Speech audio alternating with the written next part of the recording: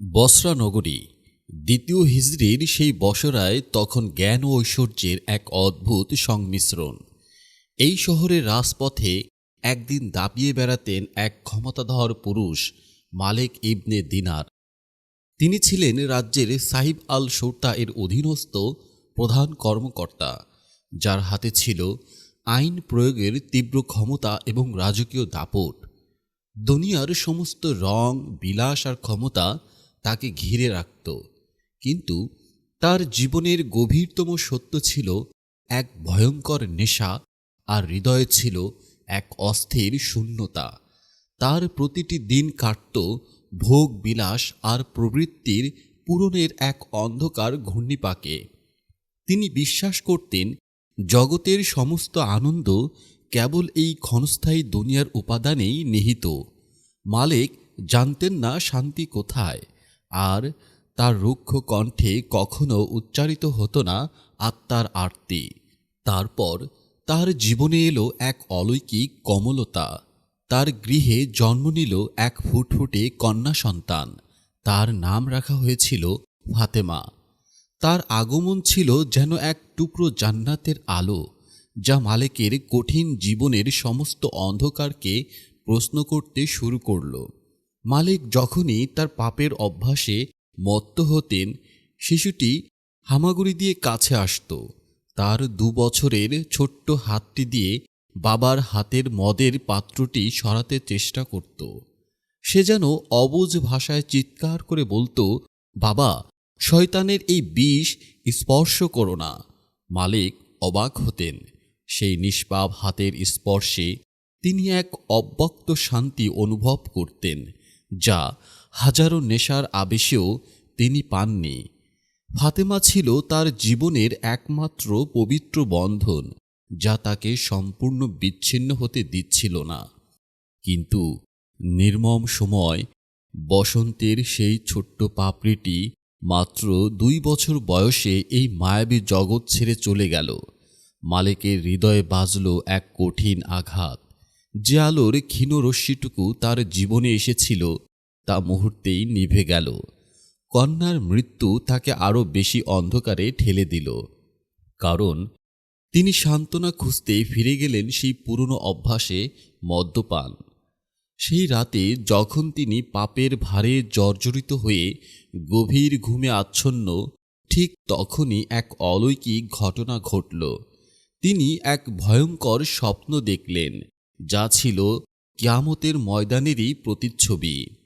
তিনি দেখলেন এক বিশাল লেলিহান আগুনের মতো বিষধর সাপ তাকে তাড়া করছে। তার ছোবল থেকে বাঁচতে মালেক প্রাণপণে ছুটছেন। তিনি চিৎকার করছেন, সাহায্য চাইছেন, কিন্তু সুরতার সেই ক্ষমতাধর ব্যক্তিটি আজ সম্পূর্ণ অসহায়। ভয়ে তার নিঃশ্বাস বন্ধ হওয়ার উপক্রম।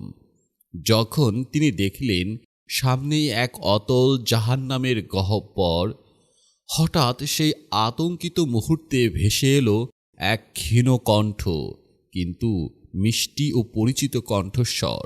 সেই কণ্ঠস্বর যেন স্বর্গ থেকে নেমে আসা এক ঐশী সুর। বাবা, এইদিকে এসো, ভয় পেও না। মালেক স্তম্ভিত হয়ে দেখলেন তার সেই 2 বছরের ছোট্ট ফাতেমা। সে এক হাতে তাকে ইশারা করছে, আর অন্য হাতে তার শরীরের সামান্য আড়াল দিয়ে সাপটিকে ঠেকিয়ে রাখছে। ফাতেমার ঐশী স্পর্শে সাপটি যেন মুহূর্তেই নিস্তেজ হয়ে অদৃশ্য হয়ে গেল। মালিক কাঁপতে কাঁপতে কন্যাকে কোলে তুলে নিলেন। ফাতেমা তখন শান্ত কণ্ঠে বলল, হে বাবা, তুমি কি এখনো সেই পথ থেকে ফিরে আসবে না? আমি তোমার মুক্তির জন্য আল্লাহর কাছে কেঁদেছি, আর তিনি আমাকে তোমার মুক্তির জন্য পাঠিয়েছেন। এরপর ফাতেমা আয়াতটি তেলাওয়াত করল, যা ছিল যেন ঘুমন্ত আত্মার প্রতি এক তীব্র আঘাত। যারা ঈমান এনেছে, তাদের হৃদয় কি আল্লাহর স্মরণে বিগলিত হওয়ার সময় আসেনি? সূরা হাদীদ আয়াত নম্বর 16। হৃদয়ে তীব্র এক ভূমিকম্প নিয়ে মালেক জেগে উঠলেন। তার সমস্ত শরীর কাঁপছিল, আর চোখে ছিল অনুতাপের প্লাবন। মুহূর্তেই তিনি সিদ্ধান্ত নিলেন আর নয়। তিনি তার হাতে থাকা সমস্ত ক্ষমতা, শ্রোতা বিভাগের পদ, বিলাসবহুল জীবন এবং দুনিয়ার সমস্ত মোহ এক লোহমায় ত্যাগ করলেন। তিনি বসরা ছেড়ে যাত্রা করলেন তওবার পথে, জ্ঞান ও সাধনার সন্ধানে। তার প্রথম গন্তব্য ছিল সেই সময়ের শ্রেষ্ঠ আধ্যাত্মিক ব্যক্তিত্ব হজরত হাসান বসরি রহমাতুল্লাহ আলাইহির দরবার। হাসান বসরি রহমাতুল্লাহ আলাইহি তাকে দেখে চিনতে পারলেন। মালিক যখন তার জীবনের সমস্ত পাপের কথা, মদ্যপানের কথা এবং শেষে সেই অলৌকিক স্বপ্নের কথা খুলে বললেন, হাসান বসরি রহমাতুল্লাহ আলাইহির চোখে জল এসে গেল। তিনি মালিককে সান্ত্বনা দিয়ে বললেন, হে মালিক, তুমি সেই পথ পেয়েছ যা দুনিয়ার সমস্ত রাজার সিংহাসনের চেয়েও মূল্যবান। মালিক ইবনে দিনার রহমাতুল্লাহ আলাইহি তার নামকে অর্থবহ করে তুললেন। আরবিতে দিনার শব্দের অর্থ হল সোনার মোহর, কিন্তু তিনি প্রমাণ করলেন সোনার মোহর তার নাম হলেও তার অন্তরে কেবল আল্লাহর ভালোবাসা ছাড়া আর কিছুর স্থান নেই।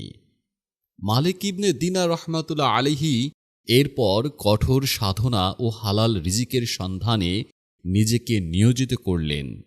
তিনি প্রতিজ্ঞা করেছিলেন হারাম নয়, এমনকি সামান্য সন্দেহজনক খাবার থেকেও নিজেকে দূরে রাখবেন। তার জীবন হয়ে উঠল দুনিয়া বিরাগের এক জীবন্ত উদাহরণ। তিনি কঠোর পরিশ্রম করতেন, রুটির জন্য অন্যের জমিতে ফসল কাটতেন কিংবা বাগান পাহারা দিতেন। সামান্য যা উপার্জন করতেন তাতেই সন্তুষ্ট থাকতেন। একবার তিনি বাজারে একটি রুটি কিনতে গেলেন। রুটিওয়ালা তাকে চিনতে পেরে সস্তা দামে রুটি দিতে চাইলেন। মালিক রুটি হাতে নিয়ে জিজ্ঞাসা করলেন, এই রুটির আটা কোথা থেকে এসেছে? রুটিওয়ালা কিছু বলার আগেই মালিক রুটিটি ফেলে দিলেন। লোকেরা অবাক হয়ে কারণ জিজ্ঞেস করলে তিনি বললেন, আমার ভয় হলো রুটিওয়ালা হয়তো আমার অতীতকে সম্মান করে রুটির মূল্য কমিয়ে দিয়েছে। আমার তওবা যেন কোনো সন্দেহজনক রিজিকের কারণে কলুষিত না হয়। আরেকবার তিনি এক নৌকায় পার হচ্ছিলেন। এক লোক তাকে দেখে, এই দিনার তো পুলিশের লোক ছিল, সে ভালো মানুষ হলো কিভাবে? এই কথা শুনে মালিক তৎক্ষণাৎ নৌকা থেকে নদীর পানিতে ঝাঁপ দিলেন এবং স্রোতের বিপরীতে হাঁটতে শুরু করলেন। তিনি বললেন, আমার তওবার উপর কেউ সন্দেহ প্রকাশ করলে সে নৌকায় আমি আর এক মুহূর্ত থাকতে পারি না। তার দৃঢ় বিশ্বাস ও অলৌকিক ক্ষমতা দেখে নৌকার যাত্রীরা হতবাক হয়ে গেলেন।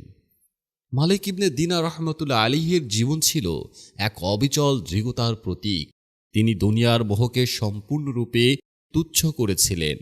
একবার এক ব্যক্তি তাকে পুরনো ছেঁড়া পোশাক আর সামান্য শুকনো রুটি খেতে দেখে প্রশ্ন করলেন, হে মালিক, আপনি তো একসময় শ্রোতার প্রধান ছিলেন, আজ এই কষ্টের জীবন কেন? মালিক ইবনে দিনার রহমাতুল্লাহ আলাইহি সেই প্রশ্নের উত্তরে এক গভীর তৃপ্তির হাসি হেসে বললেন, আমি যে শান্তি ও আনন্দে আছি হে বন্ধু, তা যদি এই পৃথিবীর রাজা বাদশাহরা জানত, তবে তারা তরবারি হাতে ছুটে আসত এবং সারা জীবন চেষ্টা করত এই সুখ কেড়ে নিতে।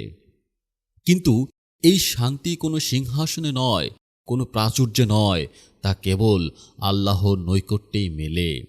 এভাবেই মালিক ইবনে দিনার রহমাতুল্লাহ আলাইহি তার জীবনের সেই অলৌকিক ঘটনার মাধ্যমে প্রমাণ করলেন, ক্ষমতা, সম্পদ বা পাপের আধার কোনো কিছুই মানুষকে আল্লাহর করুণা থেকে দূরে রাখতে পারে না। একটি শিশুর নীরব ভালোবাসা, একটি স্বপ্নের ঐশী সতর্ক বার্তা এবং একজন শিক্ষকের আধ্যাত্মিক পথনির্দেশ তাকে সাইব আল শোরতায়ের দাপট থেকে ইসলামের ইতিহাসে এক শ্রেষ্ঠ দরবেশে পরিণত করেছিল।